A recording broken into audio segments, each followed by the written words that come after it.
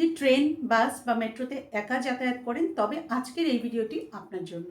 অনেক নারী জানেন না এমন পরিস্থিতিতে কি করবেন এবং কি আইনি অধিকার তার রয়েছে। আমি অত্যন্ত সহজ ভাষায় আজকে আপনাকে জানাবো আপনি কি করবেন, কোথায় অভিযোগ করবেন এবং কিভাবে আইনিভাবে নিজেকে সুরক্ষিত রাখবেন। আর সেটি জানার জন্য আপনি আমাদের সাথে। আচ্ছা বন্ধুরা, বলুন তো হ্যারাসমেন্ট বলতে কি বোঝায়? অনেকেই মনে করেন শুধু শারীরিকভাবে আক্রমণই অপরাধ এবং এটাই হ্যারাসমেন্ট, কিন্তু বাস্তবে তা নয়।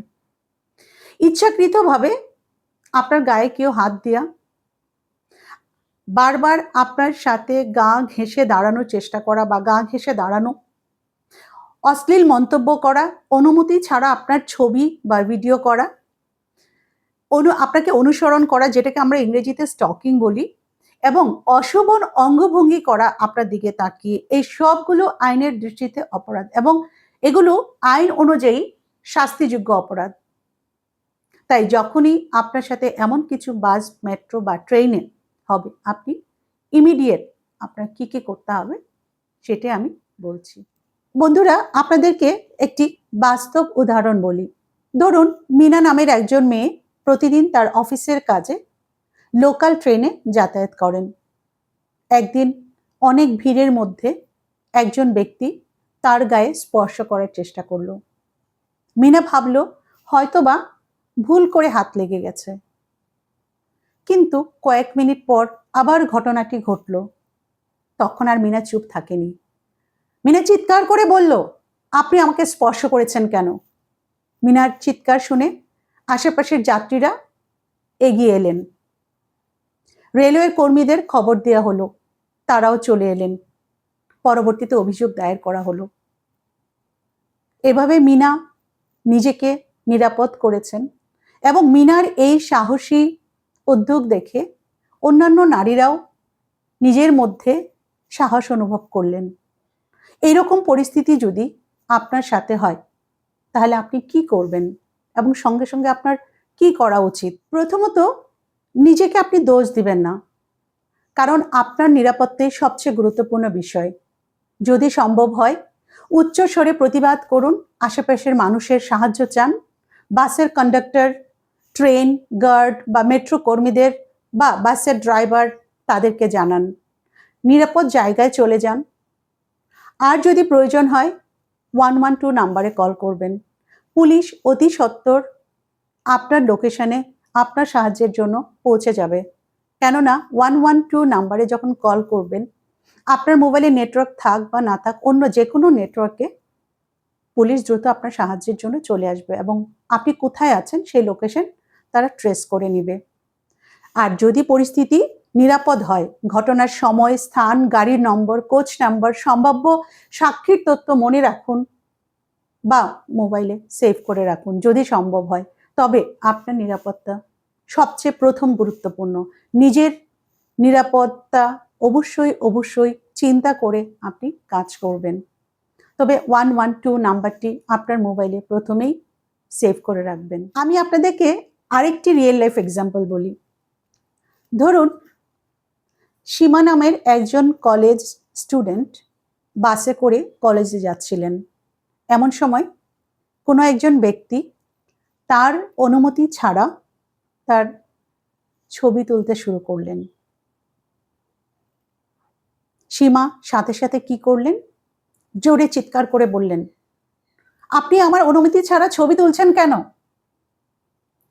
তার এই চিৎকার শুনে বাসের অন্যান্য যাত্রীরা সাথে সাথে কাছে চলে আসলেন এবং সীমা বাস ড্রাইভারকে বাস থামাতে বললেন এবং বাসের অন্যান্য যাত্রীরা তাড়াতাড়ি পুলিশে ফোন করে দিলেন এবং পাশে থেকেই পুলিশ দ্রুত চলে আসলেন।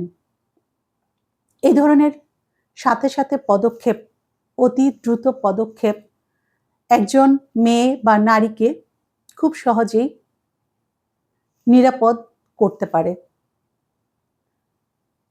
তাহলে আপনি অবশ্যই যখন আপনার সাথে এমন কোনো ঘটনা ঘটবে, আপনাকে দ্রুত পদক্ষেপ নিতে হবে এবং যদি প্রয়োজন হয় নিকটবর্তী থানায় চলে যেতে হবে এবং নিকটবর্তী থানায় যেয়ে আপনি কমপ্লেন জানাতে পারেন। যদি থানা কমপ্লেন নিতে না চায়, যে আপনার এলাকার জুরিসডিকশনে পড়ছে না, তাহলে আপনি 0 এফআইআর করবেন। আর 0 এফআইআর নিয়ে আমি আপনাদেরকে অন্য একটি ভিডিওতে ডিটেলস আলোচনা করব। আপনি যে কোনো জায়গায়, যে কোনো পরিস্থিতিতে, আপনি যেখানেই থাকুন না কেন, আপনি নিকটবর্তী থানায় যেয়ে আপনি 0 এফআইআর করতে পারেন। পরবর্তীতে এই 0 এফআইআরটি আপনার ঠিকানার পাশে নিকটবর্তী যে পুলিশ স্টেশন আছে সেখানে স্থানান্তরিত হবে এবং সেখানে একটি নির্দিষ্ট নাম্বার হবে। আর 0 এফআইআর মানে হলো ইনস্ট্যান্ট আপনি যেন প্রতিকার পান। এই ধরনের ঘটনা যদি কখনো আপনার সাথে ঘটে, তাহলে আপনার কিছু দায়িত্ব রয়েছে, যে দায়িত্বগুলো আপনার খুব সতর্কতার সাথে পালন করতে হবে। এবং সেগুলো হচ্ছে, যে ঘটনাটা ঘটেছে সেই ঘটনাটার প্রমাণ আপনাকে সংরক্ষণ করতে হবে। যদি সম্ভব হয় আপনি ছবি তুলুন, ভিডিও করুন, স্ক্রিনশট সংরক্ষণ করুন, প্রত্যক্ষদর্শীর নাম ও মোবাইল নাম্বার জেনে নিন, সময় ও স্থান লিখে রাখুন। তবে মনে রাখবেন, প্রমাণ সংগ্রহ করার জন্য কখনো নিজের জীবনকে ঝুঁকিতে ফেলবেন না, কারণ সবার আগে আপনার জীবনের গুরুত্ব অনেক বেশি। বন্ধুরা, আমি আপনাদেরকে কিছু নিরাপত্তা সংক্রান্ত টিপস দিচ্ছি, যেগুলো আপনাদের কাজে লাগতে পারে এবং আশা করি কাজে লাগবে।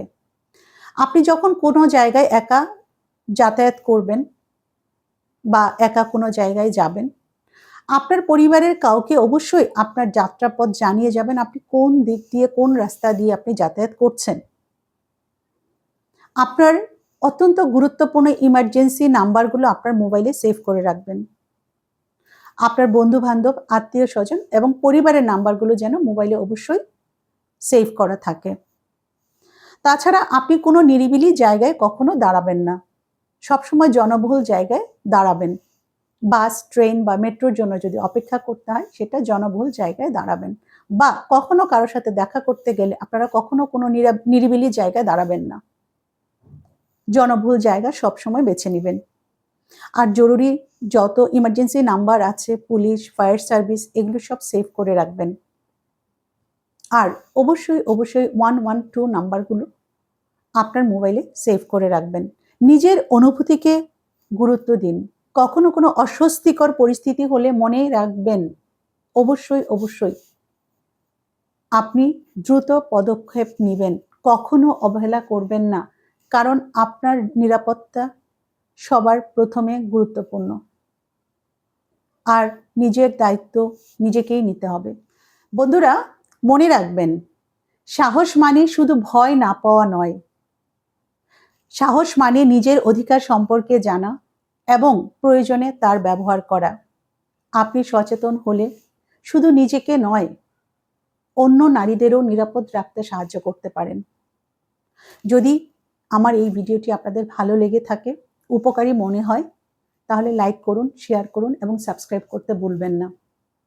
আবার দেখা হবে অন্য আরেকটি ভিডিওতে। ততক্ষণে ভালো থাকুন, সুস্থ থাকুন, নিরাপদ থাকুন। ধন্যবাদ।